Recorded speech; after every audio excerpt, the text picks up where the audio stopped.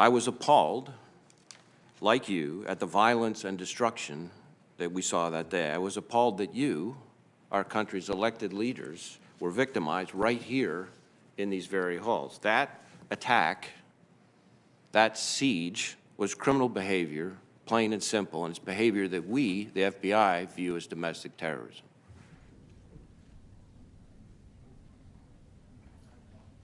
Ray, welcome back. At the outset, I want to extend my condolences for the loss. Can you speak with clarity about what we know about the January 6th, the riot here at the Capitol? You've said there have been, I think, 280 arrests so far. Has there so far been any evidence that the January 6th riot here, the insurrection, was organized by people simply posing as supporters of President Trump's? We have not seen any evidence of that, certainly at this Is there stage. any evidence at all that it was organized or planned or carried out by groups like Antifa or Black Lives Matter? We have not seen any evidence to that effect thus far in the investigation. And is there any doubt that the people who stormed the Capitol included white supremacists and other far-right extremist organizations? There's no doubt that it included individuals that we would call militia violent extremists, and then in some instances, individuals that were racially motivated violent extremists who advocate for, the superiority of the white race. But the militia violent extremists is probably at the moment trending the biggest bucket, if you will. Were involved, and that what happened would have been much more dangerous if not for the brave actions of law enforcement. Would you agree with that? How can we change this so this never happens again? So these types of threats and this type of information gets to the right people. And do you have any response on that?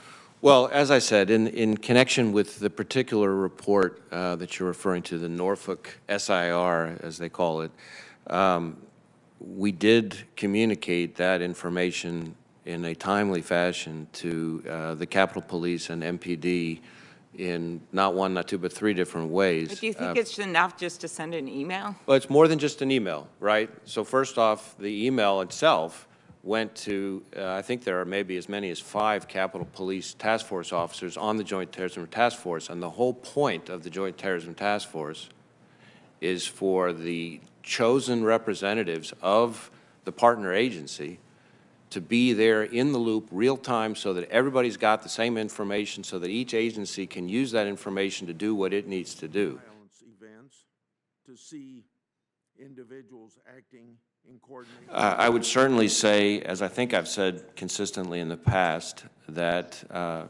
racially motivated violent extremism, specifically of the sort that advocates for the superiority of the white race, is a persistent, evolving threat. It's the biggest chunk of our racially motivated violent extremism cases for sure, and racially motivated violent extremism is the biggest chunk of our domestic terrorism portfolio, if you will, overall. I will also say that the same group of people we're talking about have been responsible for the most lethal attacks over the last, say, decade. Adequacy of their enforcement of their own policies against violence and incitement.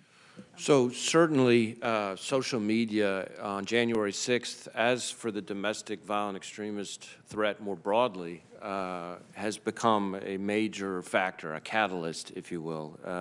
The increased speed, dissemination, efficiency, accessibility that it provides, it facilitates a greater interconnected